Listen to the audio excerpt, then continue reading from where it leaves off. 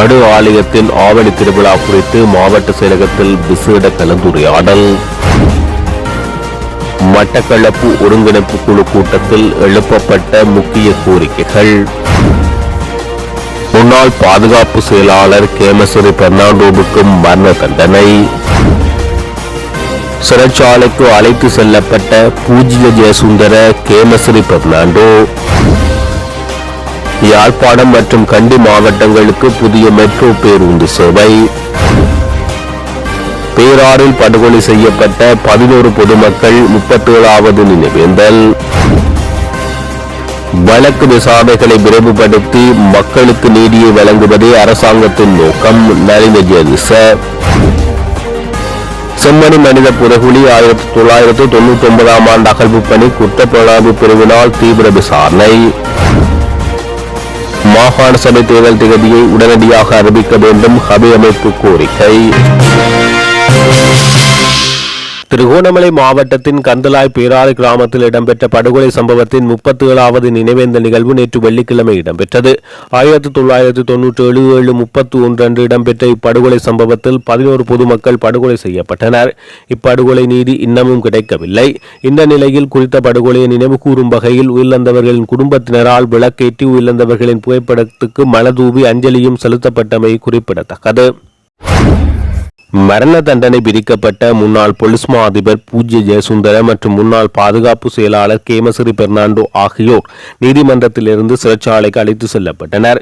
Easter ஞாயிறன்று நிகழவிருந்த பயங்கரவாத தாக்குதல் குறித்து உளவு தகவல்கள் கிடைத்திருந்தும் அதனை தடுக்க தவறியது, கடமையிலிருந்து தவறியது மற்றும் கொலைக்கு உடந்தையாக இருந்து ஆகிய குற்றங்களுக்காக இருவருக்கும் கொழும்பு நிரந்தர மூவர் உயர்நீதிமன்றத்தின் பெரும்பான்மையான நீதிபதிகள் நேற்று மரண தண்டனை விதித்தனர்.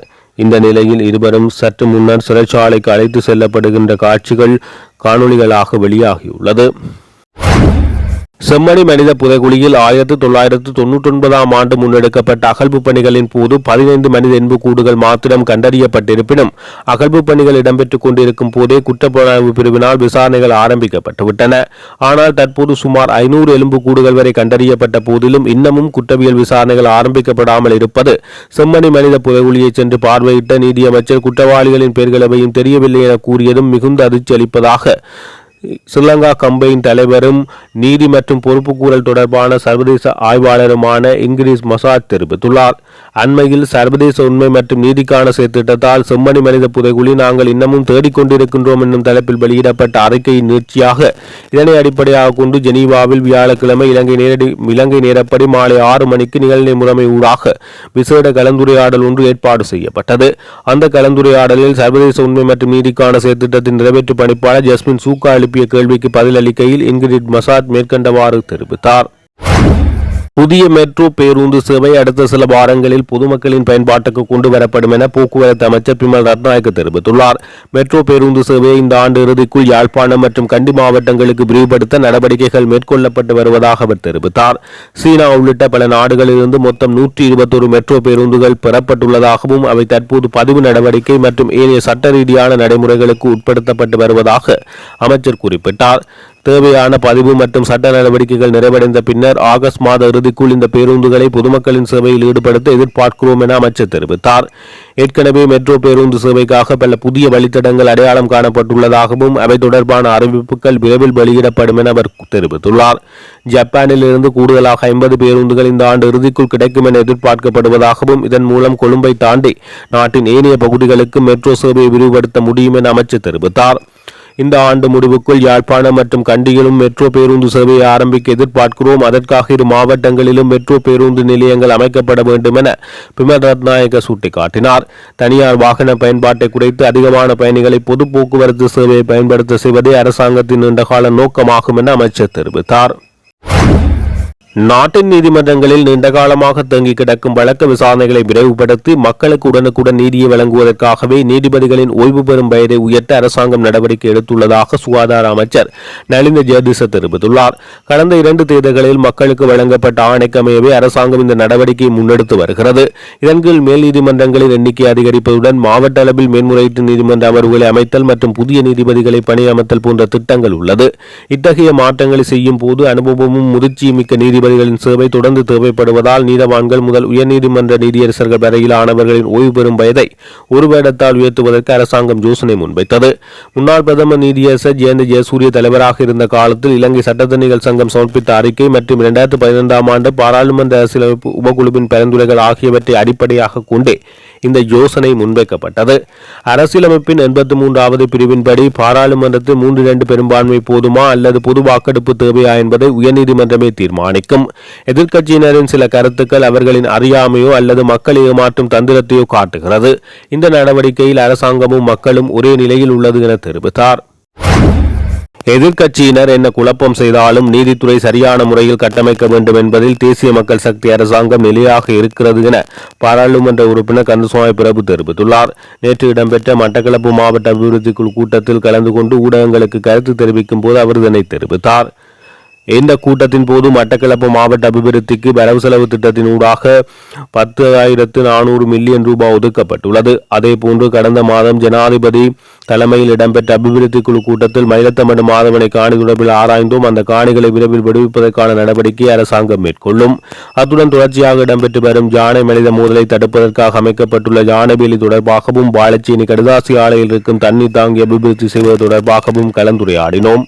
உயர்நீதிமன்ற நீதிபதிகளின் வயதில்லை அதிகரிப்பு தொடர்பாக கடந்த கால ஆட்சியாளர்கள் எதிர்மறையான சிந்தனையில் செயற்பட்டு வருகின்றனர். இப்போது இருக்கின்ற எதிர்க்கட்சிகள் ஒன்று சேர்ந்து கொண்டு இந்த வயதில்லை அதிகரிப்பால் மாறுபாடான கருத்துக்களை உருவாக்கி கொண்டிருக்கின்றனர். உதாரணமாக சாரை பாம்புக்கு மண்ணெண்ணெய் ஊற்றினால் எப்படி பதறும் அதுபோல் பதறியடித்துக் கொண்டு திரிவதை பார்க்கக்கூடியதாக உள்ளது. கூட்டு சேர மாட்டோம் என்றவர்கள் இன்று கூட்டு சேர்ந்து கொண்டு இந்த வயதெல்லை அதிகரிப்பு எதிர்க்கின்ற நிலை உருவாகியுள்ளது. இவர்களின் நோக்கம் மக்களை குழப்பி தங்கள் காலத்தில் இருந்த குற்ற செயல்களிலிருந்து தங்களை விடுவித்துக் கொள்வதே ஆகும். எதிர்க்கட்சியினர் என்ன குழப்பம் செய்தாலும் நீதித்துறை சரியான முறையில் கட்டமைக்க வேண்டும் என்பதில் தேசிய மக்கள் சக்தி அரசாங்கம் நிலையாக நிற்கிறது என தெரிவித்தார். மாகாண சபை தேர்தலை விரைவாக நடத்தி அரசாங்கம் மக்களின் ஜனநாயக உரிமையை பாதுகாக்க வேண்டும். அதற்காக செப்டம்பர் 15 இடம்பெறும் உலக ஜனநாயக தினத்துக்கு முன்னர் அரசாங்கம் மாகாண சபை தேர்தலுக்கான தேதியை அறிவிக்க வேண்டும் என ஹஃபே அமைப்பு உள்ளிட்ட தேர்தல் கண்காணிப்பு குழுக்கள் மற்றும் சிவில் அமைப்புகள் இணைந்து தெரிவித்துள்ள ஊடக அறிக்கையில் தெரிவிக்கப்பட்டுள்ளது. அங்கு கருத்து தெரிவித்த தேர்தல் ஆணைக்குழுவின் முன்னாள் ஆணையாளர் மகிந்த தேசப்பிரிய உள்ளூராட்சி மன்றம், மாகாண சபை மற்றும் பாராளுமன்றம் ஆகியவற்றை மக்கள் பிரதிநிதிகள் இல்லாமல் நடத்தி செல்வது மக்களின் உரிமையை மீறும் செயல் என நமது நாட்டின் உயர்நீதிமன்றம் 2016 ஆண்டு அடிப்படை உரிமை மீறல் தொடர்பான வழக்கொன்றின் போது தீர்ப்பளித்தது. அதனால் மக்கள் பிரதிநிதிகள் இல்லாமல் மாகாண சபைகளை முன்னெடுத்து செல்வது பாரிய அநியாயமாகும். மக்கள் பிரதிநிதிகள் இல்லாமல் மாகாண சபை நல்ல முறையில் முன்னெடுத்து செல்வதாக யாராவது தெரிவிப்பதாக இருந்தால் பாராளுமன்ற தேர்தலை நடத்தாது விட்டால் அதிகாரிகள் முன்னெடுத்து செல்ல முடியும். அதிகாரிகள் நிர்வாகம் செய்வது மக்கள் பிரதிநிதிகள் நிர்வகிப்பது போல் இல்லை. ஏனெனில் அதிகாரிகள் மக்களுக்கு பொறுப்பு கூற வேண்டியவர்கள் அல்ல. அரசியல் பிரதிநிதிகள் மக்களினால் தெரிவு செய்யப்படுபவர்கள். அதனால் அவர்கள் மக்களுக்கு பொறுப்பு கூற கடமைப்பட்டுள்ளனர். மத்திய அரசாங்கத்தின் அதிகாரங்கள் மக்கள் பிரதிநிதிகள் ஊடாக பிராந்தியத்துக்கு அதிகாரம் பரவலாக்கப்பட வேண்டும் என்று அரசியலமைப்பில் தெரிவிக்கப்பட்டுள்ளது. இதனால் அரசாங்கம் விரைவாக மாகாண சபை தேர்தலை நடத்தி மக்களின் உரிமையை பாதுகாக்க வேண்டும். குறிப்பாக செப்டம்பர் 15 உலக ஜனநாயக தினமாகும். அந்த தினத்துக்கு முன்னராவது அரசாங்கம் மாகாண சபை தேர்தலை அறிவிக்கும் என நாங்கள் எதிர்பார்க்கிறோம் என தெரிவித்தார். எதிர்வரும் ஆவணி 15 நடைபெறவுள்ள மடு அன்னையின் ஆவணி திருவிழா தொடர்பாக விசேட முதலாவது கலந்துரையாடல் நேற்று வெள்ளிக்கிழமை மாலை 3 மணியளவில் மன்னார் மாவட்ட செயலகத்தில் இடம்பெற்றது. மன்னார் மாவட்ட அரசாங்க அதிபர் க. கனகேஸ்வரன் தலைமையில் இடம்பெற்ற குறித்த கலந்துரையாடலில் மன்னார் மறைமாவட்ட குரு முதல்வர் அருத்தந்தை பி. கிறிஸ்து நேசரத்னம் அடிகளார் மற்றும் மடு திருத்தலத்தின் பரிபாலகர் அருத்தந்தை எஸ்.ஜே. பெப்பி சோசை அடிகளார் ஆகியோர் கலந்து கொண்டனர். மேலும் திணைக்கள தலைவர்கள், பிரதேச சபைகளின் செயலாளர்கள், தவிசாளர்கள், திணைக்கள தலைவர்கள், கடற்படை, இராணுவம், போலீஸ் உயர் அதிகாரிகள், வைத்தியர்கள் என பலர் கலந்து கொண்டனர். மடுமாதா அன்னையின் ஆவணி மாத திருவிழா எதிர்வரும் 6 கொடியேற்றத்துடன் ஆரம்பமாகி தொடர்ந்து நவநாள் திருப்பலிகள் இடம்பெற்று 14 மாலை வேஸ்பர ஆராதனையும் அதனைத் தொடர்ந்து 15 காலை 6:15 மணிக்கு மன்னார் மறைமாவட்ட ஆயர் தலைமையில் திருவிழா திருப்பலி கூட்டு திருப்பலியாக ஒப்பு கொடுக்கப்பட உள்ளது. இந்த நிலையில் நாட்டின் பல பாகங்களில் இருந்தும் பல லட்சக்கணக்கான மக்கள் ஆவணி திருவிழாவுக்கு வருகை தர உள்ளதோடு எதிர்வரும் மடு அன்னையின் திருவிழா காலப்பகுதியில் பாடசாலைகளுக்கு விடுமுறை என்பதனால் இம்முறை பல லட்சக்கணக்கான மக்கள் மடு திருத்தலத்துக்கு வருகை தர உள்ளார்கள் என்பதன் அடிப்படையில் அனைத்துவித ஏற்பாடுகள் குறித்தும் விரிவாக ஆராயப்பட்டது. குறிப்பாக சுகாதாரம், மருத்துவம், சார்ந்த சேவை, கழிவு அகற்றுதல், காப்பு நடவடிக்கைகள், குடிநீர் விநியோகம், மின்சாரம் மற்றும் உணவு, கடைகள், போக்குவரத்து உள்ளிட்ட விடயங்கள் குறித்து விரிவாக ஆராயப்பட்டது. இதன்போது கலந்து கொண்ட திணைக்களங்கள் உரிய நடவடிக்கைகளை மேற்கொள்வதாக தெரிவித்தனர். இந்த நிலையில் எதிர்வரும் 11ஆம் தேதி காலை 11 மணிக்கு மடுத்திருத்தலத்தில் 2வது கலந்துரையாடல் மேற்கொள்ள தீர்மானிக்கப்பட்டுள்ளது. மயிலத்தமடு மாதவனை மேல்சித்திரை காணிகளை விரைவில் விடுவிப்பதாக ஜனாதிபதி தெரிவித்திருந்தார். ஆனால் இன்னும் அதில் தாமதம் நிலவுகிறது என பாராளுமன்ற உறுப்பினர் வைத்தியர் இளையதம்பி ஸ்ரீநாத் தெரிவித்தார். நேற்று பழைய மாவட்ட சிலக மாநாட்டு மண்டபத்தில் இடம்பெற்ற மட்டக்களப்பு மாவட்ட ஒருங்கிணைப்பு குழு கூட்டத்தில் கலந்து கொண்டு கருத்து தெரிவிக்கையில் இவ்வாறு தெரிவித்தார். இந்த நிகழ்வானது கைத்தொழில் மற்றும் தொழில் முயற்சியாண்மை அபிவிருத்தி அமைச்சரான பாராளுமன்ற உறுப்பினர் சுனில் ஹந்துன்னெத்தி தலைமையில் நடைபெற்றது. இந்த கூட்டத்தில் கலந்து கொண்ட இலங்கை தமிழரசு கட்சியின் மட்டக்களப்பு மாவட்ட பாராளுமன்ற உறுப்பினர் வைத்தியர் இளையதம்பி ஸ்ரீநாத் கருத்து தெரிவிக்கையில், கடந்த 20/5/2026 அன்று ஜனாதிபதி தலைமையில் நடைபெற்ற மட்டக்களப்பு மாவட்ட ஒருங்கிணைப்பு குழு கூட்டத்தில் முன்வைக்கப்பட்ட கோரிக்கைக்கமைய மயிலத்தமடு மாதவனை கால்நடை மேய்ச்சல்துறை காணிகளை விடுவிப்பது தொடர்பாக விரைவில் நடவடிக்கை எடுக்கப்படும் என ஜனாதிபதியால் உறுதியளிக்கப்பட்டது. எனினும் இந்த விடயத்தில் தற்போது நிலவும் தாமதத்துக்கு காரணம் என்ன என கேள்வி எழுப்பினார்.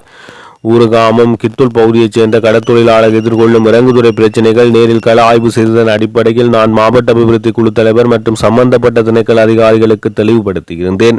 இதற்கு விரைவில் சுமூகமான முறையில் தீர்வு வழங்கப்பட வேண்டும். கோல்லைப்பற்று தெற்கு கிரான் பால புனரமைப்பு மற்றும் கிரான் பொண்டுகள் சேனை வீதி அபிவிருத்தியில் நிலவும் தாமதங்கள் தவிர்த்து பணிகளை விரைவுபடுத்த வேண்டும். ஏறாவூர்பற்று பிரதேச செயலக பிரிவில் மயிலவட்டான் ஆற்று பகுதியில் புதிய பாலம் அமைக்க வேண்டிய அவசியம். மட்டக்களப்பு சிறைச்சாலைக்கான புதிய மாட்டுக்காணியை விடுவிப்பதற்கான நடவடிக்கைகள் முன்னெடுக்கப்பட வேண்டும். யானை மனித மோதலை கட்டுப்படுத்தும் வகையில் சேதமடைந்த யானை வேலிகளை புனரமைப்பதுடன் புதிய யானை வேலிகளை அமைக்க வேண்டும். ஏறாவூர்பற்று பிரதேச செயலக பிரிவுக்குட்பட்ட கழுவன்கனி பகுதியில் புதிய துறைமுகம் ஒன்றை அமைப்பதற்கு ஒதுக்கப்பட்ட நிதிக்கு என்ன நடந்தது? மட்டக்களப்பு மாவட்டத்தில் சிறுபோக அறுவடை இடம்பெற்ற நிலையில் நெல் சந்தைப்படுத்தல் சபையின் ஊடாக நெல் கொள்வனவு செய்வதில் தாமதம் நிலவுகிறது. மட்டக்களப்பு மாவட்டத்தில் டெங்கு பரவலை கட்டுப்படுத்துவதற்கான மாவட்ட ரீதியில் ஒருங்கிணைப்பு கூட்டங்களை தொடர்ச்சியாக நடத்துவதன் அவசியம் என்பன சுட்டிக்காட்டினார்.